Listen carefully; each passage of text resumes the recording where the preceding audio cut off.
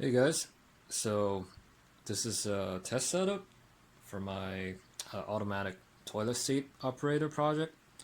Runs on a 12-volt car wiper motor connected with a aluminum armature that I built.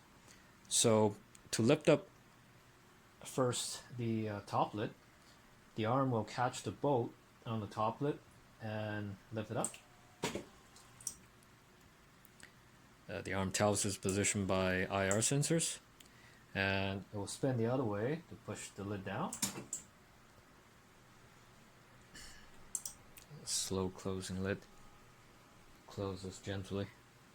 So to lift up both of the arms, you see that servo motor there. It has a smaller arm that will spin down and extend the main arm to catch the bolt on the bottom lid. So that way, when it lifts up, both lids will lift up.